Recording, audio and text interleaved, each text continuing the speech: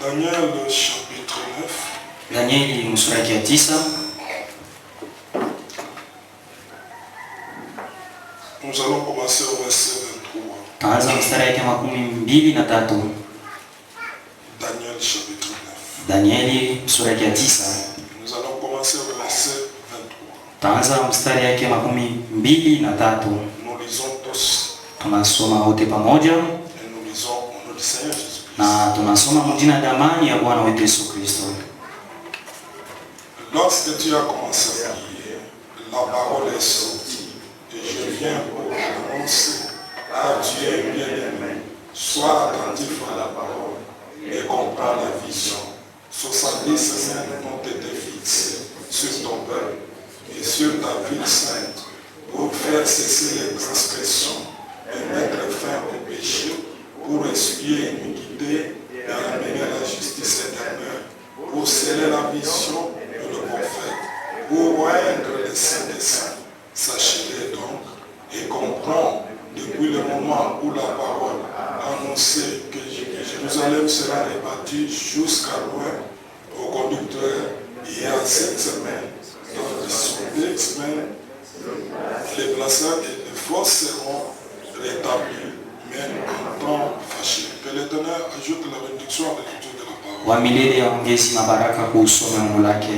Donc le Père Céleste, toi qui es le donateur de tous les dons excellents, toi le porteur de la vie éternelle, nous voici encore devant de toi, Seigneur Jésus, comme nous savons pour Dieu béni qu'il est doux, agréable que les enfants de Dieu demeurent ensemble. Nous voici dans ta présence. Un homme sans Dieu, il est foutu. Un homme sans Dieu, il est exposé à tout sauf à rien. Mais nous, nous venons à toi, puisque nous reconnaissons pour Dieu bien-aimé, c'est ta parole à la vie. Et toi-même, tu es le pain de vie qui est descendu du ciel. Je crois que ce matin, nous serons rassasiés et chacun de nous recevra sa part, Seigneur. Et je crois pour Dieu bien-aimé, pendant que nous sommes venus, oh Dieu, il y a ceux qui sont malades, de les guérir au travers de la parole. Puisque nous savons que la parole a une puissance de guérison. Seigneur, ceux qui sont possédés par de mauvais esprits, c'est toi qui as la vertu pour les délivrer et même sauver le pécheur au lieu de gloire.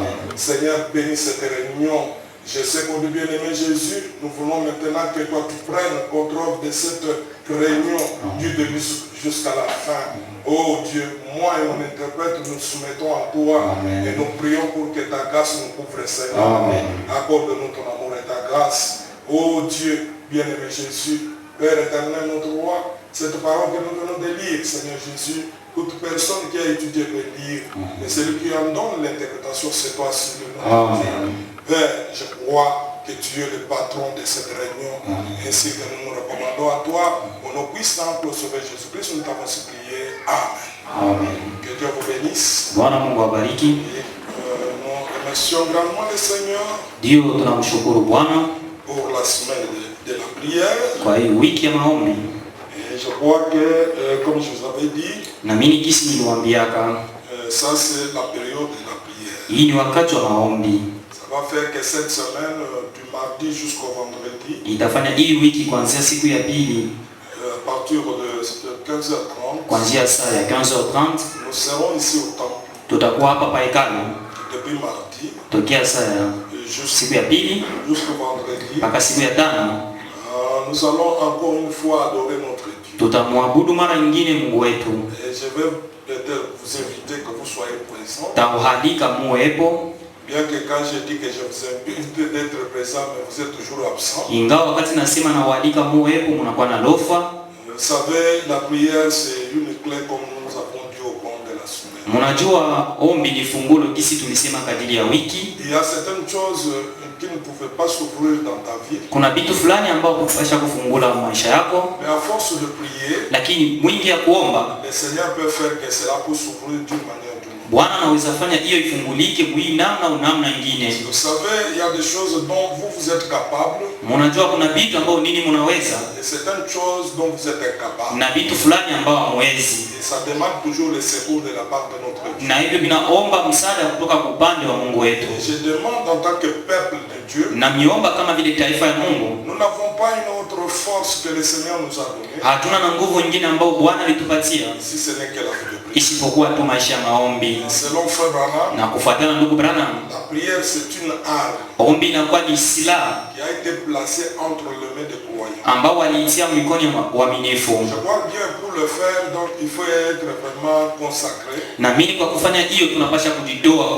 Puisque ce sont les mains pures et les cœurs purs qui peuvent être élevés devant le Seigneur. Et je vous dis que ce qui fait la vertu dans un croyant, c'est la prière. Même pour se maintenir dans la foi, donc il faudra toujours beaucoup plus prier. Et quand vous priez beaucoup, d'ailleurs le Seigneur Jésus-Christ avait même dit, priez sans cesse. Priez sans cesse. Je sais que nous avons dit qu'on doit se réveiller au milieu de la nuit, prier. Je crois que pour ceux-là qui se réveillent peut-être, ils sentent que c'est un sacrifice. Et les autres dorment. Il n'y a pas de problème. Mais je vous dis un jour, tu n'auras pas besoin qu'on puisse te réveiller. Personne n'est malin devant Dieu. Dieu connaît les interpréteurs là où il peut appuyer. Et tu n'auras pas de sommeil. Maintenant, ça sera un moment où toi tu vas prier, mais Dieu ne répond pas. Ça sera ta manière à prier. Prier selon la conduite du Saint-Esprit. Quand le Saint-Esprit vous dit prier, peut-être qu'il y a un danger. Si ce n'est pas pour toi, pour ton entourage. Peut-être qu'il y a quelque chose qui se prépare. Je vous ai dit qu'il y a plus ou moins 2 millions d'esprits qui sont libérés pour tourmenter les gens.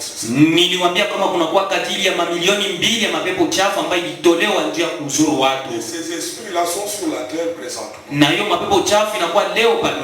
Je ne sais pas comment vous pouvez faire face à ça. Parce que même nous qui prêchons la parole, nous sentons que ce n'est pas facile. Quand nous entrons dans les sphères élevées, nous sentons qu'il y a une résistance terrible.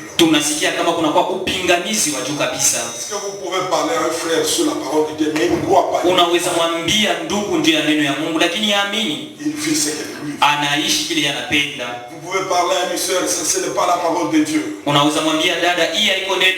Mais il va continuer à le faire. Bien qu'il sait que ce n'est pas la parole. Alors, vous savez, ça nous blesse beaucoup. Puisque quand nous vous conduisons là, nous avons un endroit que nous voulons vous amener. Et nous n'allons pas vous amener quelque part ailleurs. C'est dans une dimension de Dieu. Comme frère Branham lui-même a dit, je prêche le message pour établir une relation intime entre chaque individu et Dieu. Il ne faut pas que Dieu soit pour toi une histoire. Il faut que Dieu soit pour toi une réalité. De façon que même vous témoignez que ce ne soit pas quelque chose que tu es en train de fabriquer. Il y a des réunions, les gens passent à la radio pour témoigner des mensonges. Pourquoi? Parce qu'ils n'ont pas eu l'occasion de rencontrer le vrai Dieu.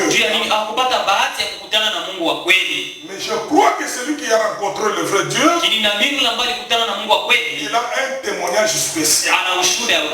Ça ne sert pas quelque chose de fabriqué. Il dira ce qu'il a vécu.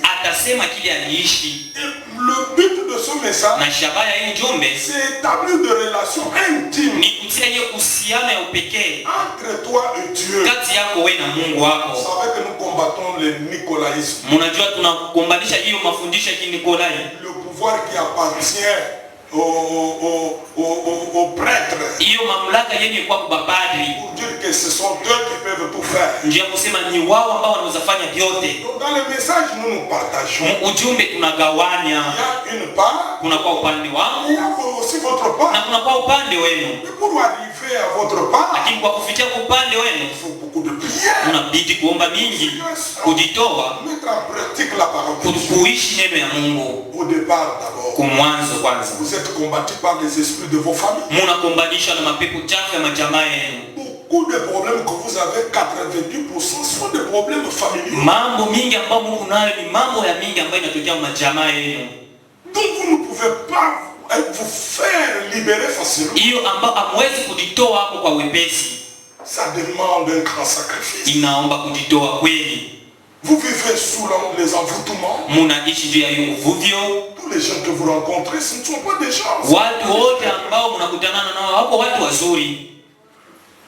Alors vous ne pouvez pas comprendre. Sasa hamwezi elewa. Les histoires que vous mangez au marché. Vitu ambavyo mnakula kusoko. Tous ce ne sont pas des nourritures. Vyote vina chakula.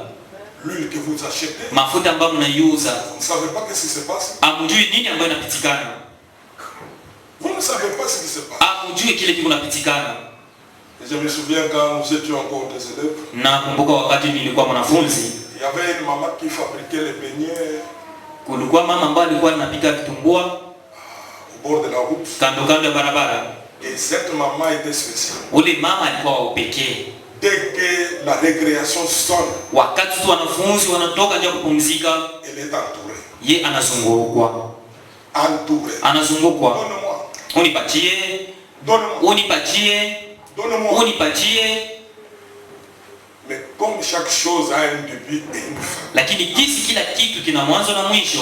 Ça fait aussi qu'un jour, ilifanya tena siku moja, un prophète, tunaweza sema, il se tient là, anasimama pale, il prophétise, anatabiri, il dit cette maman elle est sorcière. Anasema mama huyu mlozi. Regarde. Angalia. L'huile qu'il est en train de crier, c'est hii mafuta yenyewe kunapikia kwa vitumbula. C'est le sang. Ni damu. L'eau qu'il fabrique. Hii maji ambayo anafanya nayo vitumbua. Le vitumbula ici. Hii mabenye. C'est l'eau qu'elle-même se lave et puis il mélange. Ni maji ni yeye pekee anauganga kisha anaileta hapo. Vous allez vomir. Mtakapika. On a mangé ça. Tulikula. Nos grands frères ont mangé. Wakubwa wetu walikulaka. Nos arrières ont mangé. Wakamkula wetu walikula. Tulivikula. C'est commencé seulement à s'étonner. Pale ni kwanza kushangala tu.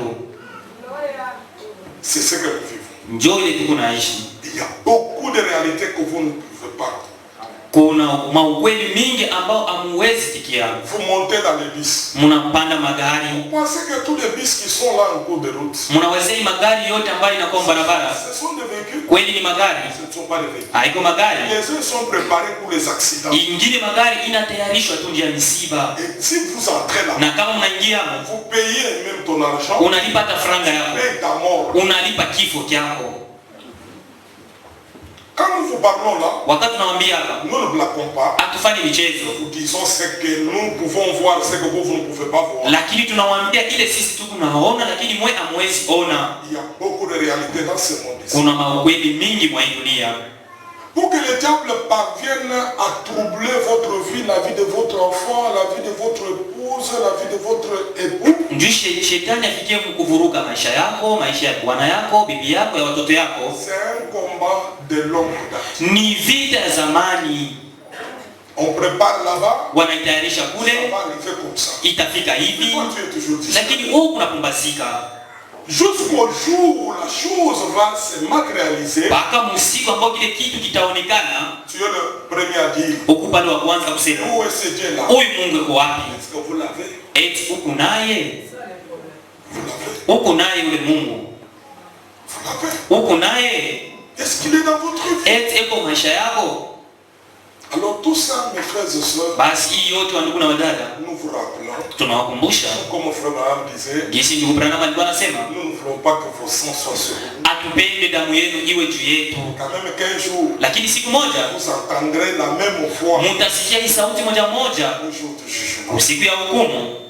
C'est ce que Branham a dit. Ndio ile ndugu Branham anasema. Et il répète encore. Na anapituluka tena anasema. Que la bande. Anasema ikana kwanza sera rejouée. wataitia tena mara nyingine. J'étais là quand je parlais. Ulikuwa pale wakati nilikuwa nasema. C'est pour dire que vous nous reparlez. Ni njia kusema mtakuwa na sheria. Vous marchez. Mnatembea. Mais vous ne savez pas ce que vous rencontrez. Lakini hamjui kile mnakutanana nacho.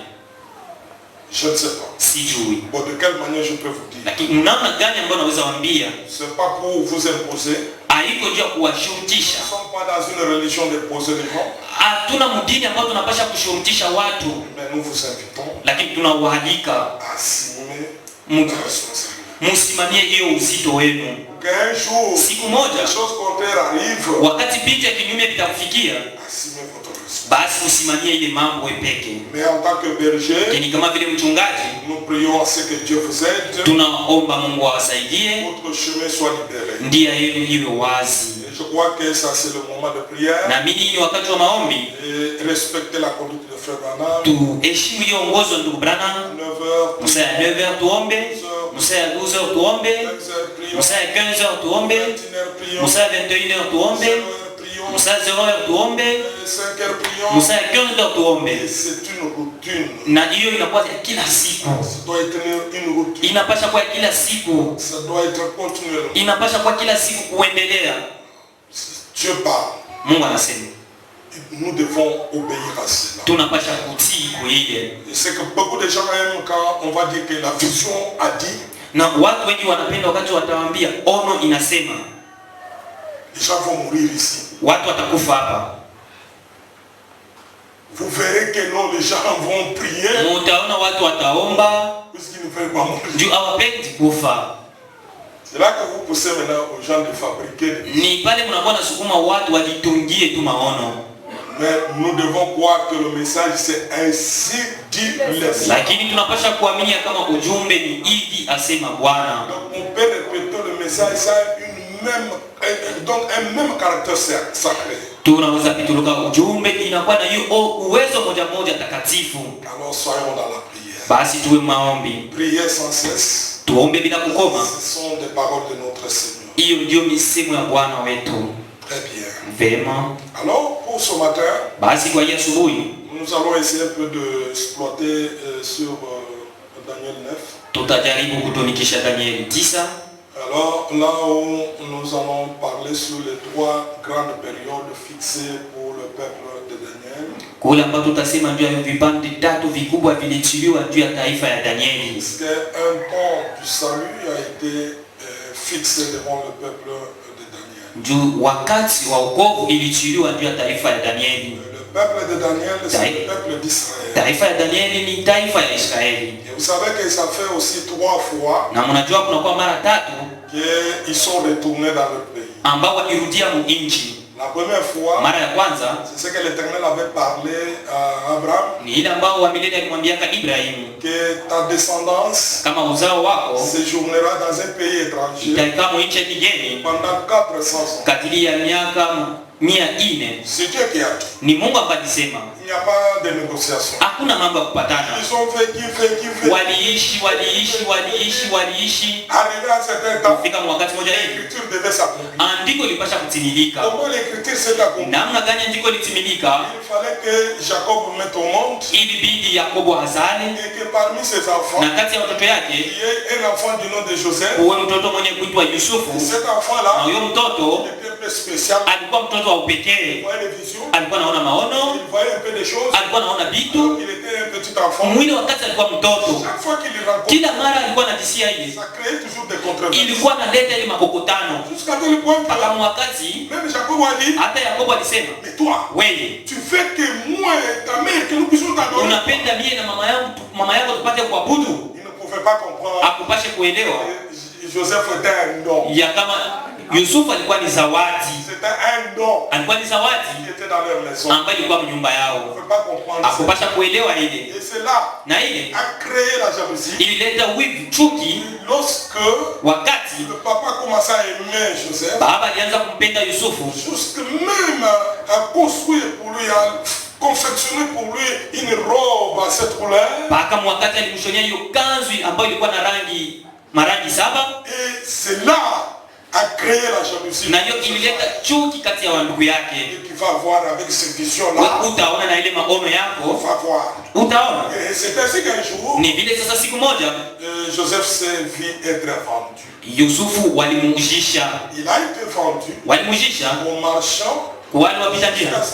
Il a été ramené en Égypte. Mpaka mwakati alipelekwa Misri. Et il est resté là-bas. Na alibakia humo. Il était dans la maison de Potiphar. Alikuwa nyumba ya Potiphar. Voilà que la femme de Potiphar, Angalieni sasa bibi yake ya Potiphar. comme Joseph, Gisi Yusufu. la perfection, Hiyo ukamilifu. il était toujours un homme chancelier. Alikuwa mtu Oui. suja wabati. Oui. Alors pendant qu'il était là, Wakati alikuwa pale la femme de Potiphar, na huyo mke wa Potiphar c'est un joli bon garçon. alisema huyu ni kijana mzuri kabisa, naweza kumpenda, naweza kwenda naye. Mais Joseph avait une vertu. Yusufu alikuwa na nguvu Depuis son enfance, tokea ujana wake, il avait cette vertu. alikuwa na ile nguvu, Et cette vertu-là na hiyo nguvu a fait qu'il puisse résister. ilimpeleka ili apate kupinga. Et la femme a changé. Na mwanamke alibadilisha msemo ya kusema À Potiphar, kumwambia Potiphar, voilà les étrangers que tu loges dans. tazama wageni ambao unaikalisha nyumba yangu, Commence à me chercher pour femme. banaanza kunitafuta kama vile bibi yako. Potiphar ouvre les yeux. Potiphar anafungula macho, C'est vrai ça? ni kweli ile C'est ce qu'il a fait ndio kile alifanya en prison. mjela. Tout cela toujours le plan de Dieu. Hiyo yote ilikuwa ni mambo ya Mungu. Arrivé en prison, Kufika mjela, il trouve encore anakuta tena ceux qui travaillaient dans le palais royal. wale ambao walikuwa wanatumika nyumba ya ufalme. Un d'entre eux était aussi arrêté là-bas. Mmoja kati yao alifungwa mule. Alors Joseph était aussi là-bas. Yusufu naye alikuwa mule, Et Dieu na Mungu donne des songes. analeta ndoto Et que le palais royal a échoué d'interpréter. hiyo ambao kule kunyumba mfalme walishindwa Il kutafsiri. a fallu qu'il y ait quelqu'un qui connaissait Joseph. Ilibidi kuwe mtu ambaye alimfahamu Yusufu, Et c'est un véritable songeur. na ule ni mdotaji wa kweli. Il y a quelqu'un ici en prison. Huku mtu mumchela Il peut interpréter ça. ndiye anaweza tafsiri ile. Appelez-le maintenant. Mumwite sasa, Appelez Joseph. wanamwita Yusufu. Quand il arrive, Wakati anafika il pale interprète. anatafsiri, Il interprète anatafsiri les périodes hiyo mawakati mbili de sécheresse et de l'abondance. ya utele na ya ukavu. C'est vrai ça? Ni kweli ile, Et on l'a approché. na Tout walimkaribisha. c'est toujours le plan de Dieu. Hiyo yote ilikuwa ni mambo ya Dieu Mungu. peut te faire passer par des choses compliquées. Mungu anaweza kupitisha pabibi ya hatari, Puisqu'il connaît que quelque part il va t'élever. juu anajua kama fasi fulani atakuinua. Amen. Beaucoup de gens quand ils passent par les temps compliqués, Watu wengi wakati wanapitia wakati ya hatari, c'est le temps où ils essayent ni wakati ambao wanajaribu d'abandonner Dieu, kumwacha Mungu, briser Dieu, kudharau et Mungu croire que Dieu est incapable. na kuamini ya kama Mungu hawezi kitu. Non, Hapana, il est capable. yeye ana uwezo, Il peut te faire passer par des moments difficiles. anaweza kupitisha kwa njia ya nguvu. Tu peux même prier. Unaweza hata kuomba, Il fait semblant de ne pas écouter. yeye ana sura kama vile asisikie, Mais au fil et à mesure, lakini kadiri unakuwa naendelea, le temps avance, wakati nasonga, la lumière apparaît, nuru inaonekana le chemin s'ouvre. na njia inafungulika. Même là où il y avait des obstacles, Hata pale ambapo alikuwa vizuizo, ça commence à se briser. vizuizo vinaanza vunjika Une fois commence à s'ouvrir. na njia fulani inaanza fungulika.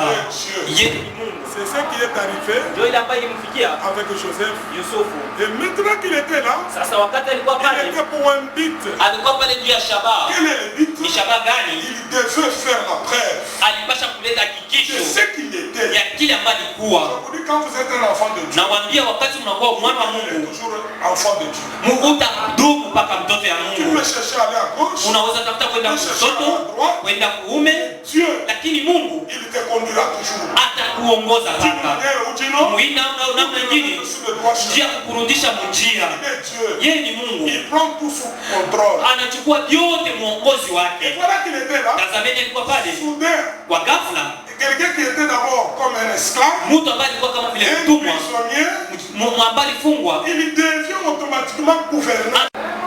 Il est le Dieu qui élève même les étrangers. ni Mungu mwenye kuinua hata wageni. Amen. Amen. Il est le Dieu de l'élévation. Ni Mungu wa kuinua Surtout quand beaucoup plus quelqu'un s'accroche à la parole, zaidi, wakati mtu anaambatana kuneno, il y a de l'espérance, kuna tumaini, il y a de l'espoir. kuna tumaini. Quand quelqu'un s'accroche à la Wakati parole, mtu anaambatana kuneno, peu importe aizuru l'emprisonnement, kufungwa, peu importe aizuru le malheur, maone, peu importe haizuru quoi que ce soit, kitu gani, il est là. yeye iko pale, Il prend la chose au second. anachukua kitu muongozi wake. Amen. Ce matin ici, Hii asubuhi peu importe haizuru l'emprisonnement dont vous êtes, huyo mfungo ambao le ushafungwa, chemin du malin, hiyo mfungo ambao ushanifunga, ambao d'une ushanifunga manière ou d'une autre, namna nyingine, vraiment physiquement, mkimwili au kiroho, la parole que lakini neno ambalo unaisikia une force inakuwa na nguvu pour vous juu délivrer, ya kuwafungula, juu ya kuwaokoa. Alléluia. Amen.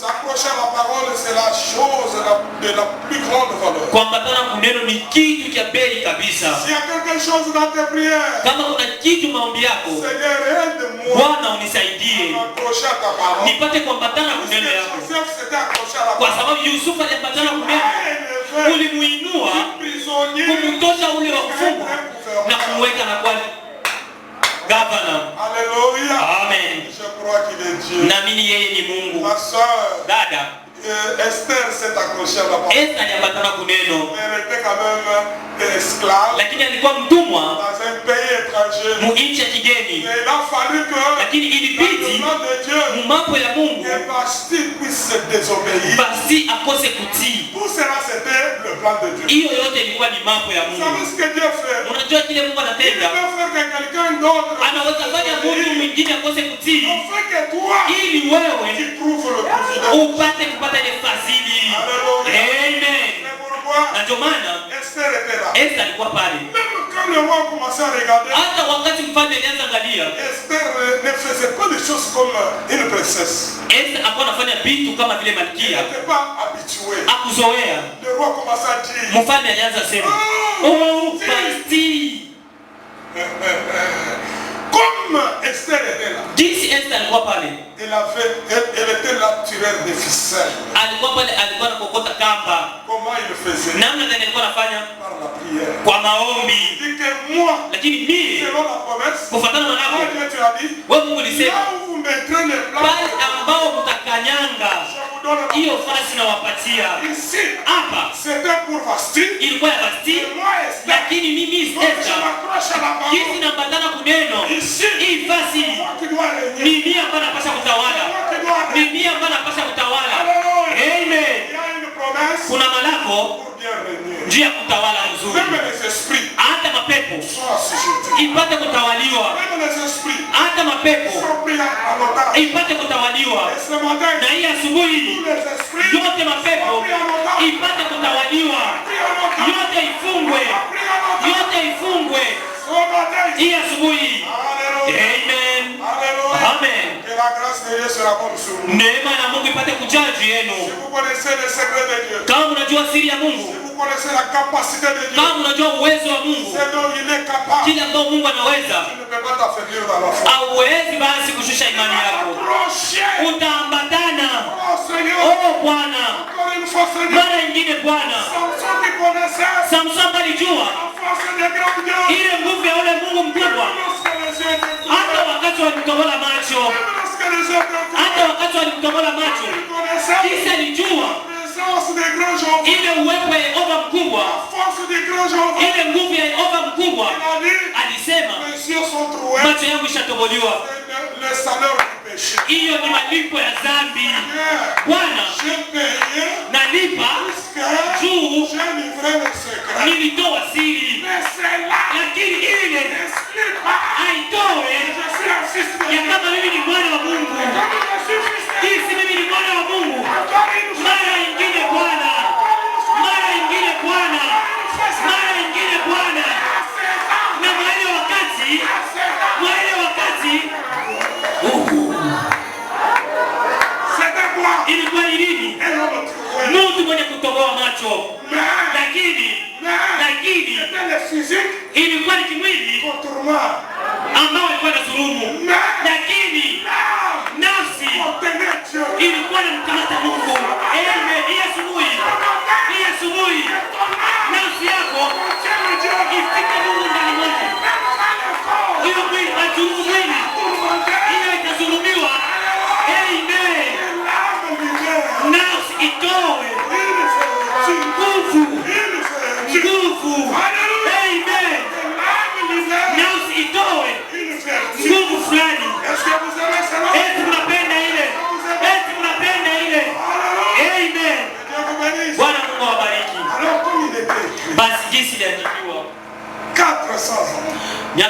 4:4. Alors que Jacob lui-même, Ijapo Yakobo peke ses femmes, kwa bibi yake, tous les enfants watoto wote sont retrouvés en Égypte. walipatikana Misri. À partir de 400 ans, Tokea ile miaka 400, Dieu, Mungu il commence à prendre des dispositions. anaanza kuchukua matayarisho. Quand ton temps arrive, Wakati muda yako itatimia, Dieu va prendre des dispositions. Mungu atatayarisha vitu. Ce n'est plus toi. Haiko tena Ce wewe, n'est plus ton haiko affaire. tena mambo yako. Yeye peke yake. Amen. Atatayarisha vitu. Il commence à ranger. Anaanza tayarisha. Il prend la chaise. Anachukua kiti anakuwekea. Il prend ceci. Anachukua hiki Il anakuwekea. prend ceci. Anachukua hiki. Il Juu prend des dispositions. yeye anatayarisha kila kitu. Hii asubuhi Je t'informe na kupasha habari que Dieu ya kama a Mungu déjà pris des dispositions pour toi. ashachukua matayarisho juu yako. Est-ce que j'ai quelqu'un qui peut croire? Eti ni kuna mtu ambaye anaweza amini. J'ai quelqu'un qui peut croire? Eti ni kuna mtu ambaye anaweza amini.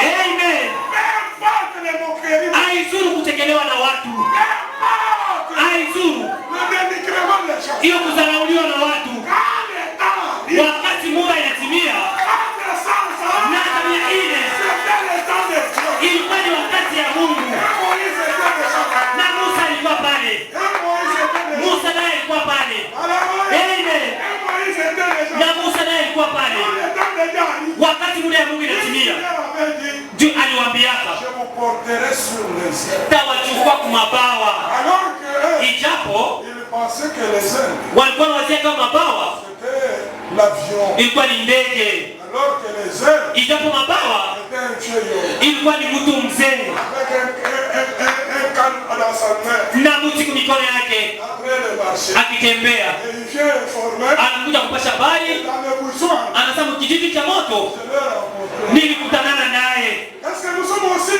Eti nasi au temps d'un vieil homme tuko wakati wa ule mzee qui nous informe ambaye kupasha habari dans la nuée des ya gloires, ndani ya ile wingo ya utukufu, dans la nuée des ndani ya ile wingo ya utukufu nilikutanana naye. Est-ce que vous croyez? Eti unaamini?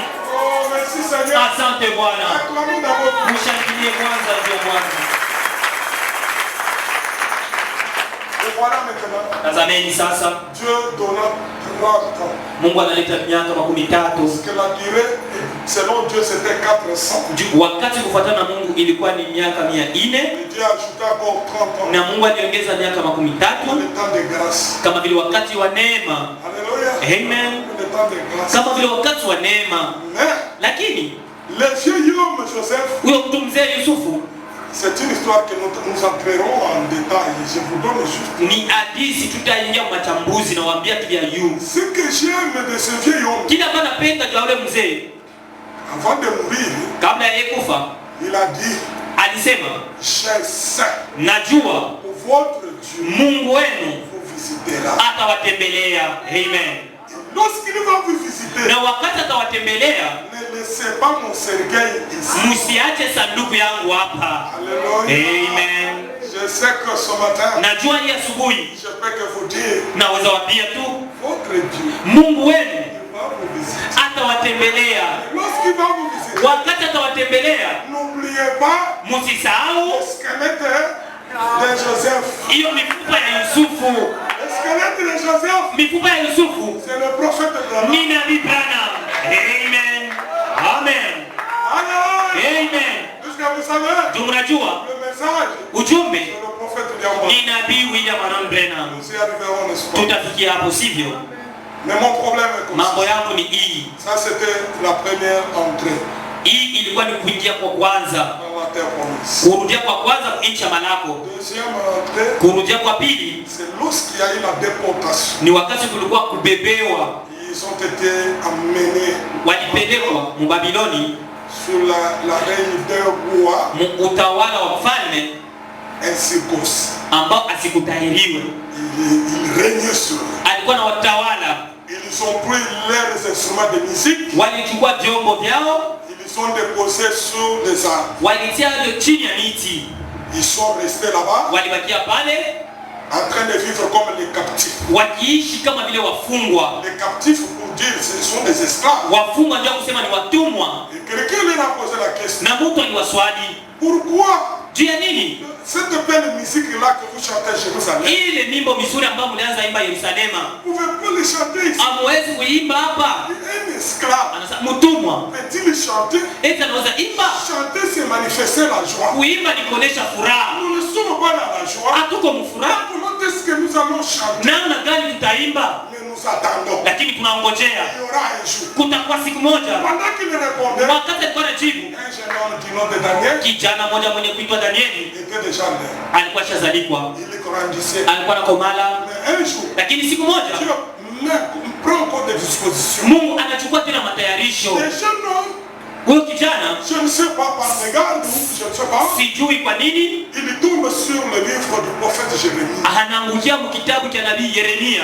Il commence à lire. anaanza soma, Il dit de 70 ans qui était fixé anasema hiyo miaka 17 ambayo ilitiliwa pour que nous soyons captifs, ili tupate kuwa watumwa hapa, sommes déjà à 68e année. tunakuwa mwa ile miaka ya 68. Ce qui nous reste encore 2 ans pour que nous rentrons chez nous. Ni kusema kuna tubakilia miaka 2 ili turudie kwetu. Nous devons attendre 70 ans, mais on doit prendre des dispositions. Atupashe kongojea hiyo miaka 17, lakini tunapasha kuchukua matayarisho. Il est allé à Jérusalem. Alienda kwa magoti, Il a cessé ses travaux journaliers. aliacha ile makazi yake ya kila siku, Il a mis ses tâches journalières à côté. alitia ile makazi yake ya kila siku pembeni, Il a commencé à prier. alianza kuomba, Oh Seigneur, Bwana montre-moi quel unionyeshe est le plan mambo gani de ce peuple. juu ya Ils sont taifa. en captivité. Wanakuwa mfungwa. Gabrieli Voyage anasafiri du lieu céleste pa nafasi ya juu vers Daniel. na kwenda kwa Danieli, Un jeune homme dans la prière. kijana mwenye kwa maombi. Au moment de la prière, Ni wakati wa maombi, c'est le moment où les anges ni wakati ambao wa malaika descendent wanashuka pour visiter le juu terre. ya kutembelea taifa. C'est le moment où les Ni anges wakati ambao wa malaika descendent wanashuka visiter le juu ya Père. kutembelea taifa. Et je crois que nous sommes visités. Na mimi nasi tunatembelewa. Vous croyez cela? Eti mnaamini vile? Nous sommes visités. Tunatembelewa Et nous allons être visités. na tutatembelewa. Je sais pas la grâce de Dieu. Najua kwa neema ya Mungu, Dieu va pouvoir nous aider. Mungu atatusaidia Que nous ayons le souffle de la prière. ili tupate kuwa na nguvu ya maombi. Parce qu'avec le souffle de la prière, Pamoja na nguvu ya maombi, Dieu va me dire, ndugu Branham quand anasema quelqu'un se met dans la prière, wakati mtu anaingia les maombi, anges doivent le visiter. wa malaika wanapasha kumtembelea. Pourquoi? Na ndio maana Ces jours-là, ile siku Anne qui était stérile, Ana ambaye alikuwa tasa, Dieu va me dire, ndugu Branham anasema elle a refusé toute consolation. alikataa faraja yote, Elle a refusé toute... alikataa faraja yote.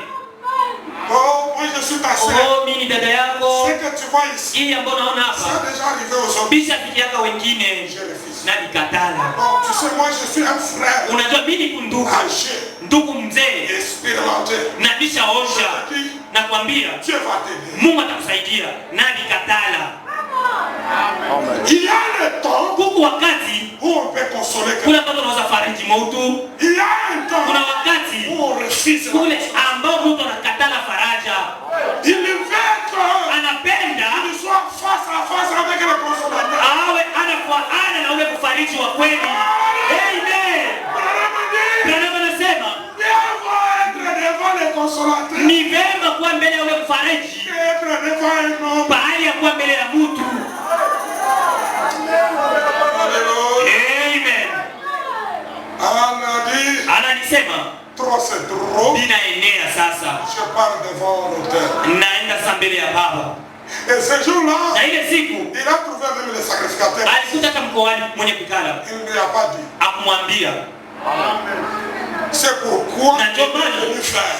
alikuwa kufanya, Et il n'a pas dit. akusema kitu, Elle s'est mis là-bas. alikala pale. Elle a dit chaque jour ici. Sasa kila siku hapa Je prie, oh Dieu. na mpaka Mungu, sikia maombi yangu, wewe ni Mungu.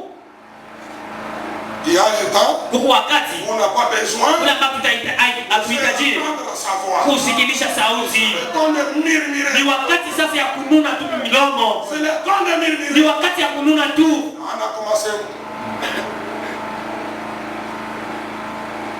Les larmes scorent. Machozi kwa mwangika. Puisque l'amertume était grave. Ile uchungu ilikuwa mingi kabisa ndani mwake. Les sacrificateurs là où il était assis. Kuhani pale ambapo alikuwa. C'est l'homme est toujours limité. Mtu anaikalaka paka na mipaka. Là où il était. Pale ambapo alikuwa mkohani. Ana aujourd'hui. Ana leo. Ivre. Ashalewa. Mais vous savez que les sacrificateurs n'ont pas prononcé aussi la parole. Lakini mnajua yule kuhani ule naye akusema msemo. Il s'est dit à lui-même. Alijambia ndani yake mwenyewe. Mais Anne. Lakini Ana. Comme elle était dans les sphères élevées. Kisi yeye alikuwa mjiwango ya juu kabisa. Elle a saisi. Alielewa. La pensée. Ile wazo. C'est lorsque vous êtes dans les sphères élevées. Ni wakati mnakuwa mjiwango ya juu. Que vous pouvez saisir. Ndio mnaweza elewa. Tout ce qui est yote ambayo yanapatikana pembeni yenu. Tu dois surveiller. Unapaswa kuchunguza. Quand nous disons devenir spirituel, wakati tunasema muwe wa kiroho, beaucoup plus vous êtes peureux. zaidi mnakuwa waboka. Vous n'avez même pas de preuve. Hamuna hata na hakikisho. Vous suspectez. Lakini unakuwa na wazia tu. Celui-ci, Huyu il peut être capricieux. Huyu anaweza kuwa kubia huyu. Celui-ci, Huyu son état d'âme. hali yake ya nafsi. Depuis qu'on a fait sortir le vocabulaire état d'âme, Tokea tu walitosha ile msemo hali ya tout le nafsi. monde, même sans preuve. Hata bila hakikisho. Mais Anne n'a pas fait. Lakini ana kufanya vile. Entre dans la prière. Aingia maombi. Suspectez. Usiwazie mtu. La parole dit. Neno nasema Suspectez. usiwazie mtu. Mais entre dans la Lakini prière. ingia tu maombi. Plus que tu entres dans la prière, Zaidi unaingia maombi, tu vas saisir. utashika, Tu vas saisir. utaelewa. C'est bien compris? Eti unaelewa mzuri? Quelle est l'importance de la prière? Eti unaelewa hiyo unafanya Il y maombi? a certaines choses que Dieu ne peut pas te révéler, Kuna vitu ambavyo Mungu hawezi kukufunulia, mais il peut chasser ton entourage. lakini anaweza fukuza ile yenye kwa pembeni yako. Wende wetoka. Na wetoka. Alitoka. Pour te laisser libre. Bakwache huru. Ne faites pas de problème à quelqu'un. Usifanye mambo na batu. Nous sommes de l'universitaire. Sisi tuko wa masomo ya Nous juu. sommes les plus spirituels. Sisi tunakuwa kiroho zaidi. Celui qui est spirituel, Mwenye roho wa kiroho, il est rempli de l'amour. ye anajazwa na upendo, anajazwa na Il upole, n'est pas conflictuel. ana mtu wa vitina. Nous créons trop de problèmes. Tunakuwa tukikokotea mambo mingi. Catricher, son état d'âme, Hali yake ya nafsi, arrêtez ceci. mwache vile vitu. Vivez Mwishi la situation. ile jambo C'est la sous contrôle. itakuwa chini ya uchunguzi ya Mungu.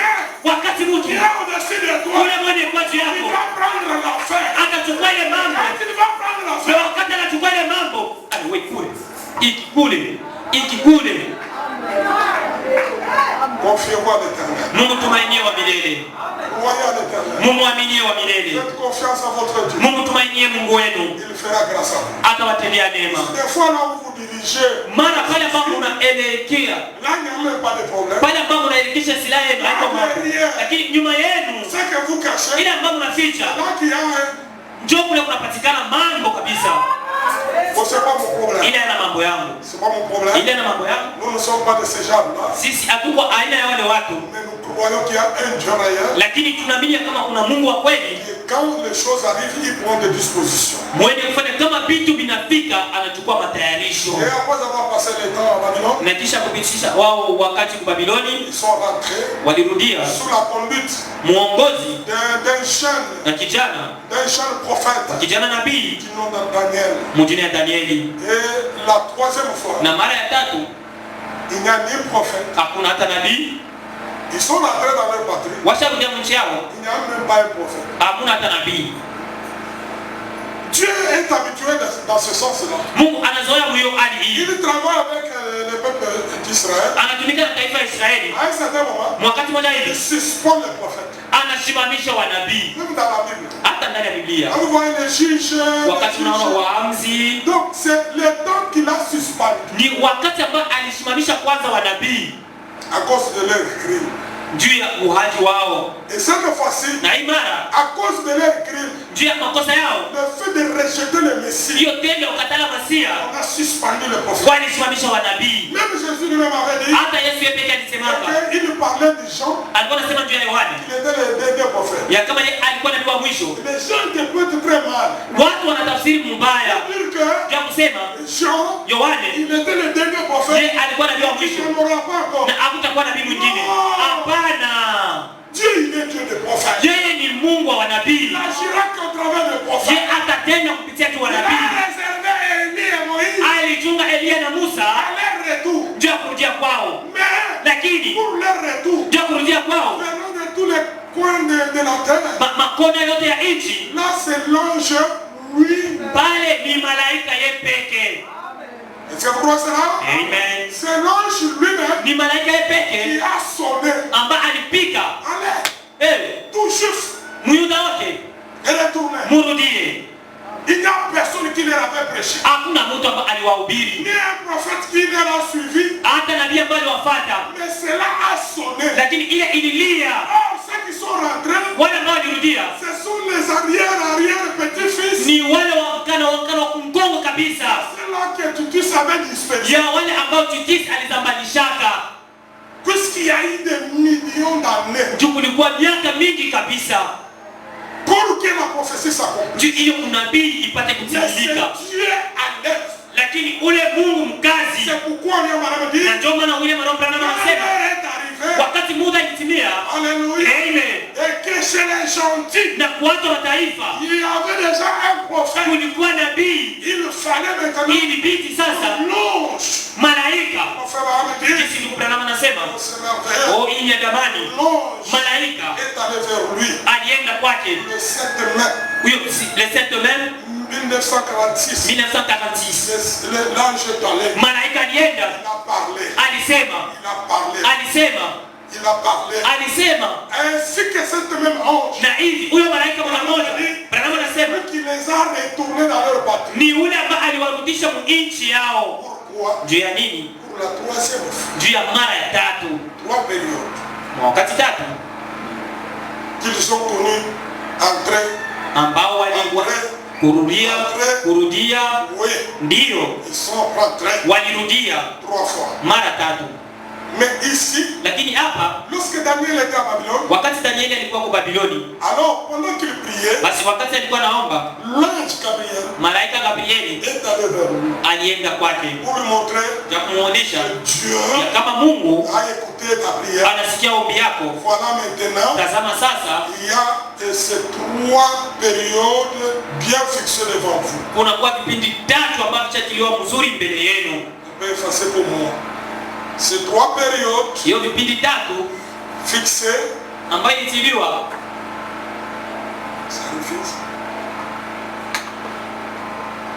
De ces 3 périodes fixées, hiyo vipindi tatu ambavyo vilitiliwa, selon Frère Branham, kufuatana na ndugu Branham il montre anaonesha depuis la promulgation de la loi pour la reconstruction du temple. tokea hiyo kutangaza kwa sheria juu ya kujengulua hekalu, Alors, il y a eu 7 semaines kulikuwa mawiki 7 qui a été fixée. ambayo ilitiliwa, Et après cette semaine, na kisha hiyo mawiki 7 il y a eu aussi 62 semaines kulikuwa tena mawiki 62 qui a été fixée. ambayo ilitiliwa, Et après 62 semaines, na kisha hiyo mawiki il y a 62 une semaine qui a été aussi fixée. kulibakia tena wiki moja ambayo ilitiliwa. Ce sont ces 3 périodes. Ndio hiyo mawakati tatu, Et dans ces 3 périodes, na mwa hiyo wakati tatu qu'est-ce qu'il y a eu? mulipatikana nini? Dans la toute première période, Mwakati ya kwanza, oui, bon, ça suffit, c'est juste une petite illustration. Toutes ces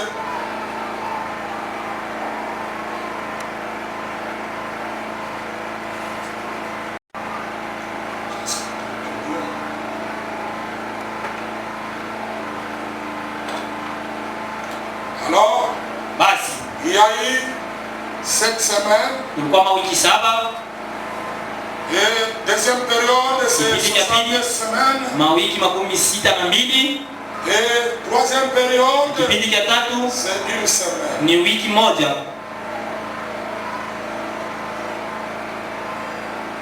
Sur ces 3 périodes que nous allons parler, Kwa hiyo vipindi tatu ambavyo tutasemezea, il faut me dire, ndugu Branham anasema la toute première période, kipindi ya kwanza C'était la période de la reconstruction du temple. Ilikuwa ni wakati ya kujenguliwa kwa hekalu.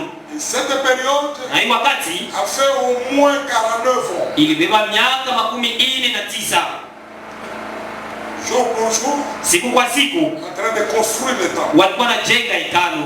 Et cette reconstruction du temple, Na hiyo kujenguliwa kwa hekalu, puisque le premier temple hekalu ya kwanza que Salomon avait construit ambayo Solomoni alijenga a été détruite. ilipomolewa. Et tous les ustensiles de la maison de Dieu ont été déportés. Na vyombo vyote vya nyumba ya Mungu vilibebewa. Or, pour Israël, Ijapo kwa Israeli la force, nguvu c'est quand il se tient ni wakati wanasimama la terre sainte. muinchi ya malako, Ils adorent. wanaabudu Ils sont forts. pale, wanakuwa Ils sont nguvu en contact avec Dieu. pale, wanakuwa mapatano na Mungu, Ils sentent la visitation de Dieu. wanasikia kutembelewa kwa C'est Mungu. pourquoi chaque fois qu'ils sont privés du temple, Na ndio maana kila mara wanawabeba hiyo hekalu, ils sont privés de Dieu. wanawaima ni Mungu, Et quand ils sont privés de Dieu, na wakati wanamkosa Mungu, c'est la ruine sur eux. hiyo ni uharibifu juu yao, ni kuharibifu Ce juu sont yao, des problèmes, ça ni va. mambo ambayo inawaangukia. Alors sur ce, Ijapo ils aiment reconstruire. wao wanapenda kujenguliwa. Et ici, Na hapa c'est là que nous voyons la présence ni pale tunaona uwepo de grands hommes wa mtu mkubwa comme Néhémie, kama vile Nehemia, Esdras Esdras, et Zorobabel. Zorobabeli, Les grands hommes qui ont fait l'histoire watu wakubwa ambao waliandika hadithi pour reconstruire juu ya kujenguliwa le second temple. hekalu ya pili. Lorsqu'ils sont arrivés, Wakati walifika, ils ont commencé. walianza, Ils n'ont pas attendu. hawakungojea, Ils ont dit, walisema nous voulons adorer le Seigneur tunapenda kumwabudu Bwana sous le temple. chini ya hekalu. Parce que leur foi Juu imani yao dans le temple, iko ndani ya hekalu. Abraham dit Ndugu Branham anasema dans 72 semaines de Daniel, Mahubiri 70e semaine de Daniel, alors paragraphe 61, mukicho yake 61. Abraham dit ceci. Ndugu Branham anasema hivi, Ah, ça c'est très bien. hii ni mzuri. Bon, maintenant, Vema, sasa situons les 70 semaines de Daniel. tutie sasa ile mawiki 17 ya Danieli. Maintenant, je vais encore répéter ceci. Sasa napenda kupituruka hii, Ministre de l'évangile, watumishi wa Injili, si vous n'êtes pas d'accord avec ceci, kama amkubalie hii, c'est un ordre. hiyo ni ya mzuri, C'est un ordre. hakuna mambo. Elle se divise en 3 périodes. Hiyo inajigawanya mu vipande tatu, Comme nous le voyons dans Daniel 9. jinsi tunaniona ndani ya Danieli 9. 3 périodes. Wakati tatu, D'abord une période de 7 semaines. kwanza kipindi cha mawiki 7,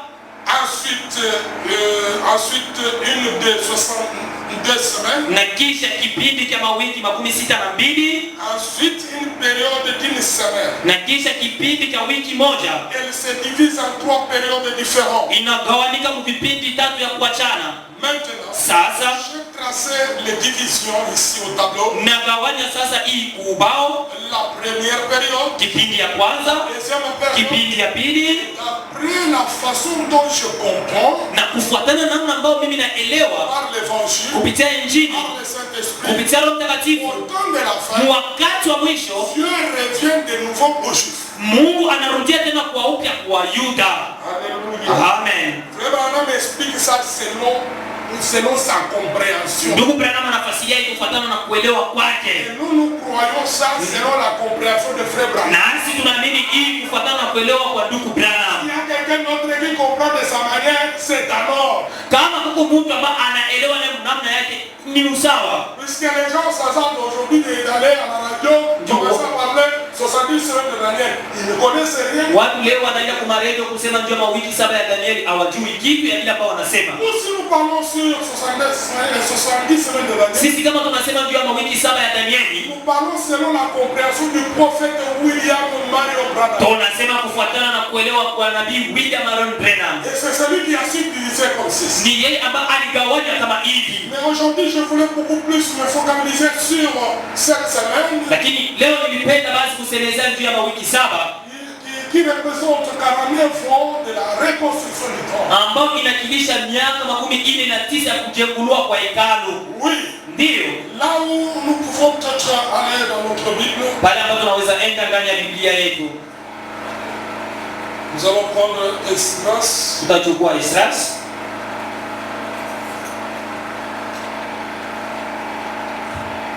Le chapitre 3, sura yake ya 3 verset 8 mstari yake ya 8 jusqu'à 13. mpaka 13. Voyez que les fondements du temple posés. La kuna misingi ya hekalu ambayo ilitiliwa. La seconde année depuis leur arrivée à la maison de Dieu à Jérusalem, Mwaka ya kufuatia kisha kufika kwao nyumba ya Mungu Yerusalema, au second mois, mwezi ya pili, Zorobabel le fils de Shealtiel, Zorobabeli mwana wa Shealtiel, Josué, Yoshua fils de Jotsadak, mwana wa Josadak, avec le reste de leurs frères, na mabaki wa ndugu yake les sacrificateurs wakohani, et les Lévites, Walawi, et tous ceux qui étaient revenus de la captivité à Jérusalem, na wale ambao walirudia kufungwa kwa Yerusalema se mirent à l'œuvre wakaingia mkazi et chargèrent les Lévites de 25 ans na wakapatia kazi Walawi wa miaka 25 et au-dessus de surveiller les travaux de la maison de l'Éternel. na wale ambao walikuwa na miaka ya juu ya kuchunguza kazi ya nyumba ya milele. Et Josué avec ses fils Yoshua na wana wake et ses frères, na wandugu yake Kadmiel avec ses fils, na wana yake fils de Juda, wana wa Yuda, les fils de Enadad, wana wa Henadad avec leurs fils na wana wao et leurs frères les Lévites, na wandugu wao Walawi, se préparèrent tous ensemble à surveiller na wakajitayarisha wao wote pamoja kuchunguza qui travaillaient à la maison de Dieu. wale ambao walikuwa wanatumika nyumba ya Mungu. Lorsque les ouvriers posèrent le fondement du temple de l'Éternel, Wakati wafanyakazi walitia msingi ya hekalu ya milele, on fit assister les sacrificateurs en costume waliwasimamia wakohani mkoti avec les trompettes na tarumbeta et les Lévites, na Walawi fils d'Azaph, wana wa Asafu avec les cymbales, na masembari afin qu'ils célébrassent l'Éternel ili wapate kumsherehekea wa milele d'après les ordonnances de David, kufuatana na makanuni ya Daudi roi d'Israël. mfalme wa Israeli. Ils chantaient, Walikuwa naimba, célébrant walikuwa nasherehekea et louant l'Éternel par ses paroles, wakisifu wa milele kwa maneno. car il est bon, Ni vema kabisa, car sa miséricorde pour Israël rehema yake juu ya Israeli ira toujours. inadumu daima. Et tout le peuple poussait de grands cris Na taifa yote ilikuwa nalalamika malalamiko kubwa ya furaha en célébrant l'Éternel, kwa kusherehekea wa milele, parce qu'on posait le fondement de la maison de l'Éternel. kwa sababu walikuwa wanatia misingi ya nyumba ya wa milele. Mais plusieurs des sacrificateurs Lakini wengi wa wakohani et des Lévites na Walawi et des chefs de famille âgés na wakubwa wa majamaa wazee qui avaient vu la première maison ambao walionaka ile nyumba ya kwanza pleurer à grand bruit wakilia na sauti kubwa, pendant qu'on posait sous leurs yeux le fondement de cette maison. wakati walikuwa natia kumacho yao misingi ya ile nyumba. Beaucoup d'autres faisaient éclater leur joie par des cris, Kati yao wengi walikuwa nalalamika malalamiko ya furaha, en sorte qu'on pouvait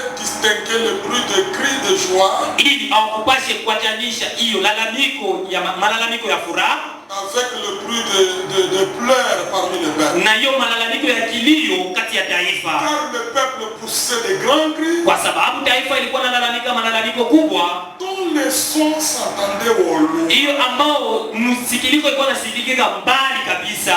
C'était un moment béni pour eux. Hii ilikuwa ni wakati yani balikuwa kwao, À leur arrivée, wakafika kwao ils ont commencé la construction. walianza kujenga, Ils ont chargé les jeunes de 25 ans waliwapatia wale vijana wa miaka 25 kazi de contrôler les travaux. ya kuchunguza ile makazi. Les jeunes sont là pour contrôler les travaux. Vijana wako pale ya kuchunguza makazi, Ils étaient là. walikuwa pale Ils sont en train de surveiller walikuwa wanachunguza tous les travaux. makazi yote. Quand on a creusé, Wakati walichimba maintenant on devait poser les sasa, fondements. walipasha kutia misingi. Zorobabel Zorobabeli est venu. alikuja, Oh, maintenant, sasa il prend anachukua Pierre, mawe, assisté par Néhémie. alisimamiwa na Nehemia,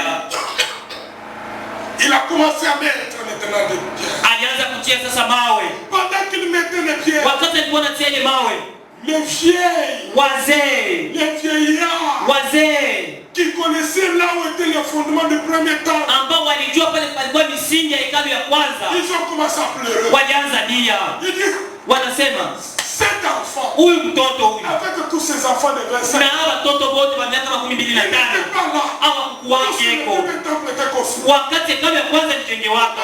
Est-ce qu'ils peuvent poser les fondements Namna gani wanaweza tia misingi à l'endroit mpaka pafasi où pale Salomon, ambao Solomoni avec ses gens, na wale watu wake posait les premières fondements? walitia misingi ya kwanza. Ça c'est Dieu. Huyu ni Mungu tu, Ça ce n'est que Dieu. huyu ni Mungu tu, Ça ce n'est que Dieu. huyu ni Mungu tu. Les cris de joie Hiyo malalamiko ya furaha avec les sons de trompette, na hiyo milio ya tarumbeta on ne savait pas distinguer. hawakujua kuachanisha. Puisque les uns pleuraient, Wengine walikuwa nalia, les autres criaient de joie. wengine walikuwa nalalamika kwa furaha. Les vieillards Wazee pleuraient walikuwa nalia pour voir kwa kuona quelle découverte kutakuwa gani par les jeunes. kupitia kijana. Les jeunes, Vijana ils criaient de joie walikuwa nalalamika parce furaha, qu'ils construisaient pour leur Dieu. walikuwa namjengea Mungu wao, Et la joie était grande. na furaha ilikuwa kubwa Et kabisa. la joie était grande. Furaha ilikuwa kubwa Et kabisa, comme la joie était grande, na jinsi furaha ilikuwa kubwa, oh, Zorobabel, Zorobabeli un homme mtu conduit par l'esprit. ambaye aliongozewa na Roho, Pourquoi? na ndio maana Même dans les derniers jours. hata mwisiku ya wakati wanajengulua tena imani. Alléluia. Amen. Alléluia. Amen. Amen. C'est lui qui a l'esprit des Zorobabel. Kwa ule ambaye yuko na ile roho ya Zorobabeli. Alléluia. Amen. C'est Malachie 4. Ni Malaki sura 4.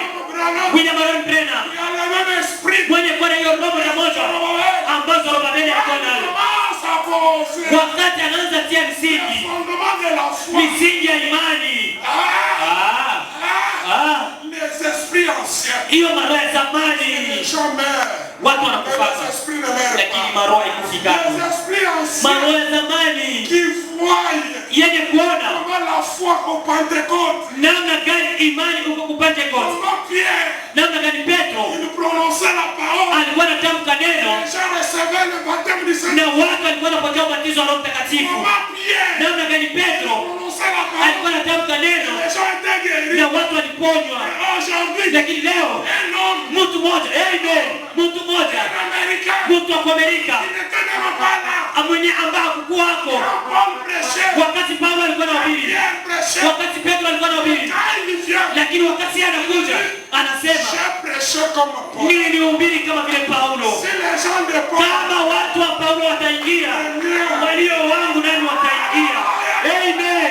s'entreront, Tutaingia nasi kwa sababu il a posé alitia misingi les ajoutements kabisa kabisa, au fondement. ba ile misingi moja Nous moja. n'avons pas douté. Hatushakie, Il dit, anasema si les gens de Paul ont prêché, kama watu wa Paulo wataingia, nous walio wangu wataingia. sommes déjà entrés. Sisi tushaingia Nous sommes des bras. tutuku wa Bwana. Amen. Amen. Nous sommes déjà entrés. Tushaingia. Pourquoi? Juu ya nini? Puisque Juu l'esprit Roho qui a posé le fondement, ambaye ilitia misingi c'est que ça.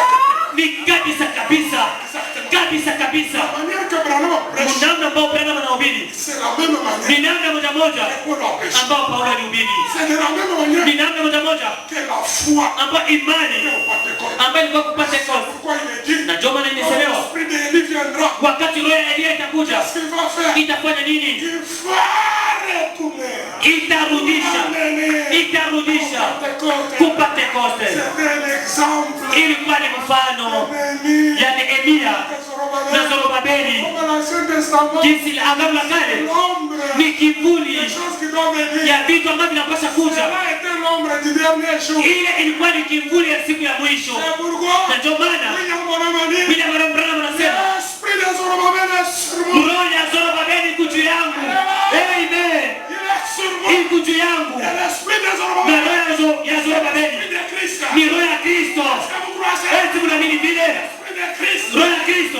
Et pourquoi? Na ndio maana En cet âge, mwa hii kizazi William Branham a dit, William Marion Branham anasema, le message anasema ujumbe wangu appelle les gentils. ni wito wa watu wa mataifa. Est-ce que vous croyez cela? Eti mnaamini vile Le message que vous entendez ujumbe ambao mnasikia appelle les gens. ni wito wa watu wa mataifa? Voici ton appel. Wito yako yoyi, Voici ton appel. wito yako yoyi. Oh, merci. Oh, asante. Parce que je sais Tunajua que Dieu nous fait grâce kama Mungu anatutendea neema lors de la reconstruction. wakati ya kujengulua. Écoutez d'abord mes frères. Msikie kwanza ndugu. Oh, c'est merveilleux ce Hii ni ya muhimu hivi vitu Ce hivi. sont des choses qui stimulent notre foi. Vitu ambavyo vinachemsha imani yetu. La reconstruction du temple, Kujengulua kwa hekalu, la reconstruction de la foi. kujengulua kwa imani. Pour les Juifs, Je Wayuda parlons de la reconstruction du temple. tunasema ndio kujengulua kwa hekalu, Et pour les gentils, lakini ndio mataifa. un gentil peut adorer même sous un arbre. Mtu wa mataifa yeye anaweza abudu hata chini ya mti, Mais que la foi soit correcte. lakini imani yake iwe safi. Les gens se bataillent aujourd'hui. Watu leo wanakombana leo. On doit voir une église avec un balcon. Oh, tunapaswa kuwa na kanisa na kile balkon. Pour nous les gentils, Kwetu sisi watu wa mataifa on a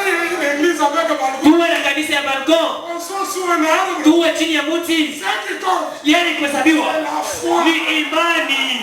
Amen. Est-ce que ce matin, Eti asubuhi votre foi est correcte? imani yako iko safi, Votre foi est correcte? imani yako iko sawa. Votre foi est Kama imani yako iko sawa, haisuru celui qui adore ule mwenye kuabudu dans une église. Mungu kanisa Oh, ya juu un arbre. au chini ya Et mti, la foi, soit lakini imani iwe safi. ta foi. Imani yako Ta foi. ni imani yako. Il est question de ta foi. Hii ni mambo ya imani yako. Est-ce que tu peux remédier ta foi? Eti unaweza jengulua imani yako. La parole dit, Neno la nasema foi vient de ce qu'on a. imani inatokea kwa hiyo tunasikia. Hiyo tunasikia Pour être la parole. inapasha kuwa neno ya Est-ce que Mungu. vous entendez ces choses? Eti unasikia bibitu, Vous entendez ces choses? eti unasikia bibitu. Oh, laisse-moi vous lire rapidement. Mniache niwasome kwa Parce haraka. que le temps presse. Wakati inasonga. Bientôt nous terminons. Hapa kwa sasa kidogo tunamaliza. De bonnes choses ne durent pas longtemps. Vitu vizuri vikao yake. Mais écoutez, Msikie. William Branham dit, Branham anasema oh, ça c'est très bien ça. hii ni ya mzuri.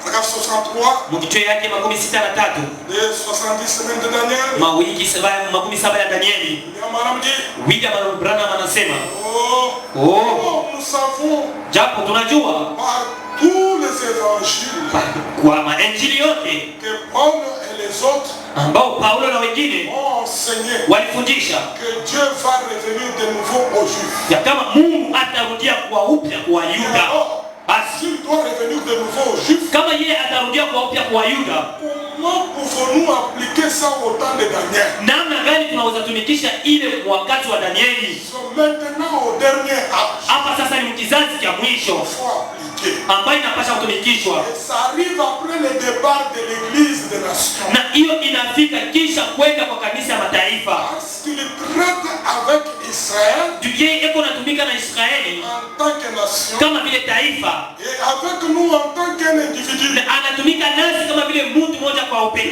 traite avec nous comme en tant qu'un individu. Mungu anatumika pamoja nasi kama vile mtu mmoja kwa upekee. Si tu es sauvé, Kama wewe unaokolewa, pour toi-même. unaokolewa wewe pekee.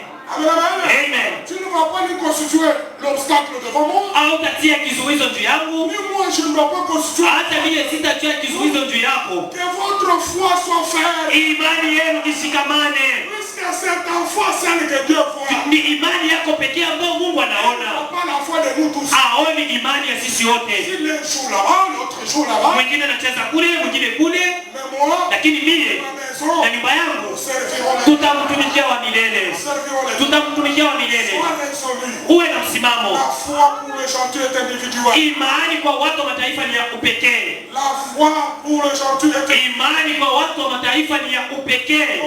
Mon papa c'est un croyant. Baba yangu ni mwaminifu, Maman c'est un mama croyant. yangu ni mwaminifu. Toi, tu dois être reconnaissant. Wewe unapaswa kuwa mwaminifu wewe peke. Individuel. Imani ni ya upekee. Personne ne sera pas sauvé pour quelqu'un d'autre. Mtu hata moja hataokolewa juu ya mtu mwingine. Ta foi seule Ni imani yako pekee que Dieu verra. ambao Mungu ataiona. Ok? Amen. Alors, frère me dit, Basi ndugu Branham anasema c'est merveilleux. hii ni ya muhimu. Paragraphe 64, il dit, Mkicho yake 64 anasema sasa, j'ai quelques notes ici. mimi nakuwa na maandiko fulani Je hapa, vais vous lire. napenda kuwasomea. À mesure que nous avançons, Mki wangu ambao tunasonga mbele, la promulgation de la parole, hiyo kutangaza kwa neno kisema reconstruire Jérusalem, kuchengulua Yerusalema, ça hii est eu lié le 14 mars. ilitendeka le 14 Mars. Si certains d'entre vous veulent le noter, Kama wachache kati yenu wanapenda kuandika, en hébreu, vous verrez que c'est le mot Nissan Ebrania mtaona ni tamko Nisan, qui veut dire hiyo inamaanisha mwezi ya tatu.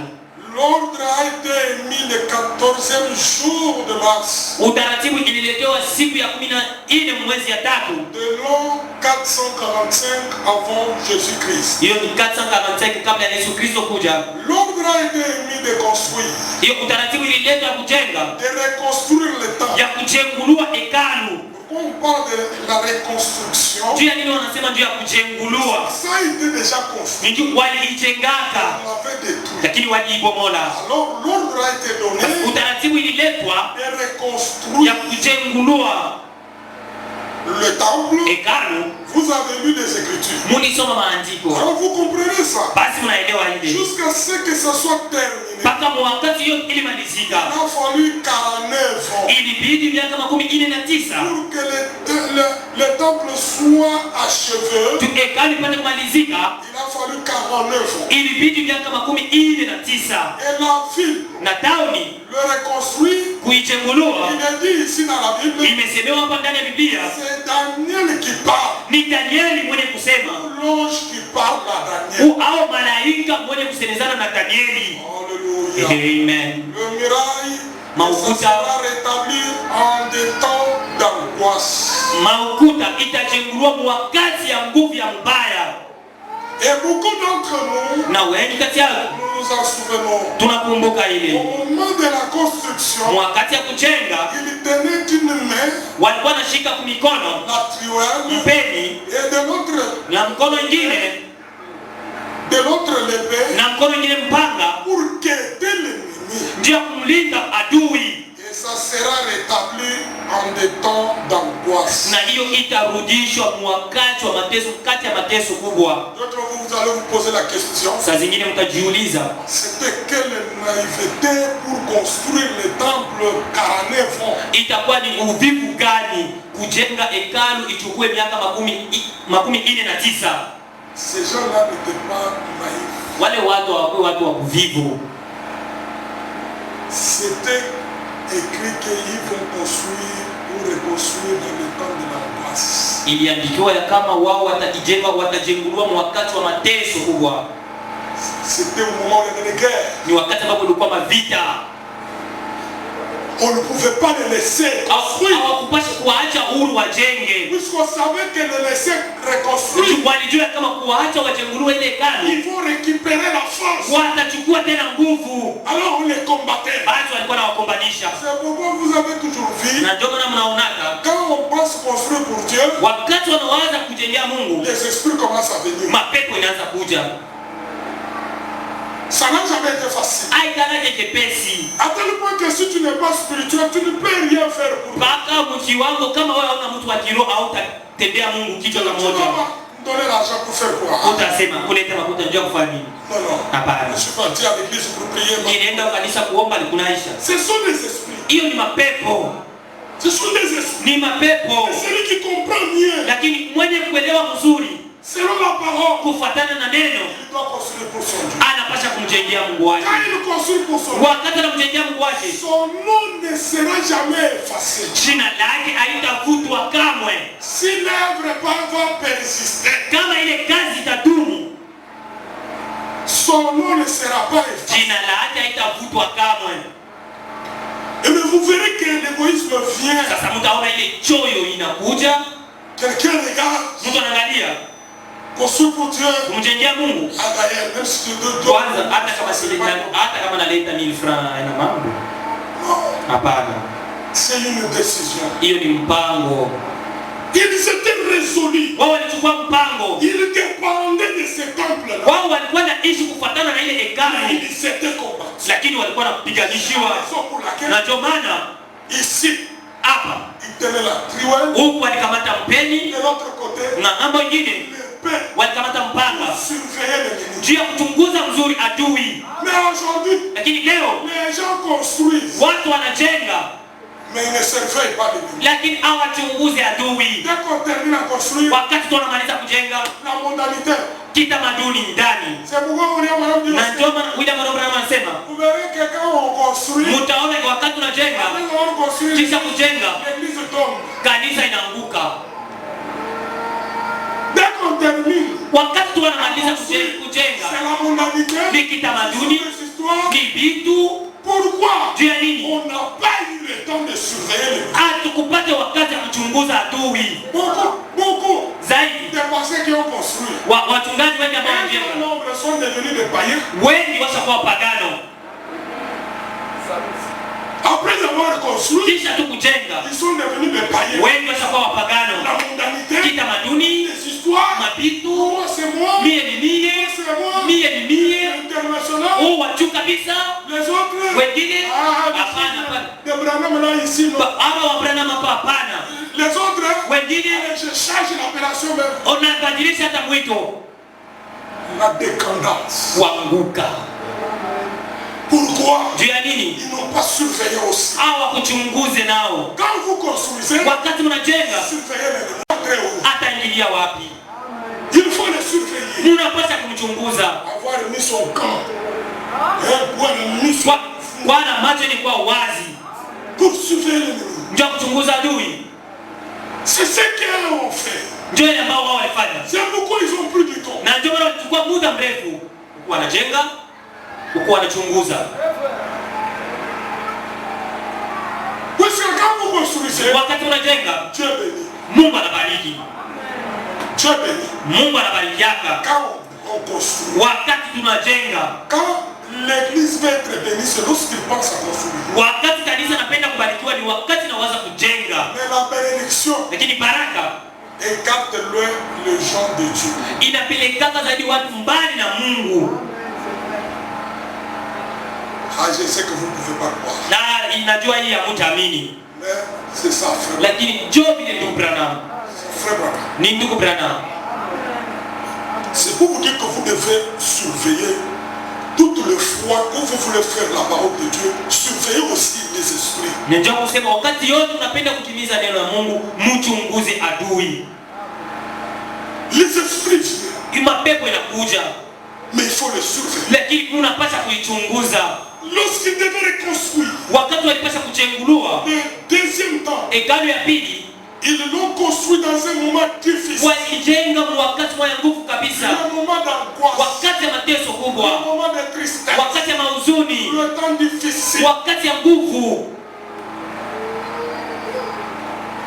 C'est pourquoi frère Branham dit, Na ndio maana ndugu Branham anasema quand on a commencé à construire Branham Tabernacle, wakati walianza kujenga Branham maskani, il dit que anasema c'était un moment difficile, ilikuwa ni wakati ya un nguvu, moment de crise. wakati ya ukosefu, Mais il dit, lakini anasema j'ai vu les gens disposer leur cœur niliona watu kutayarisha mioyo zao pour donner quelque chose. juu ya kuleta kitu fulani, Alors que c'était un temps ijapo ilikuwa ni wakati où quelqu'un, kule ambao mtu il peut préparer les haricots, anaweza tayarisha maragi, appelle tous les voisins anaita wajirani wote et ils viennent manger. wanakuja kula, Puisque les voisins ne pouvaient pas avoir à manger. juu wajirani hawakupasha kuwa na chakula. Mais ce temps-là, Lakini mwile wakati c'est ce temps-là que nous avons dit donner l'argent pour que nous puissions construire. ni mwile wakati ambao tulisema mulete franga ili tupase kumjengea Mungu. Construire pour Dieu, Kumjengea Mungu c'est une volonté. ni mapenzi. Puisque quelqu'un peut avoir beaucoup d'argent, mais il n'a pas la volonté de Dieu. Mtu anaweza kuwa na franga mingi lakini ana na ile roho ya kujitoa. Mais quelqu'un, il a peur. Lakini mtu kuna kidogo Il peut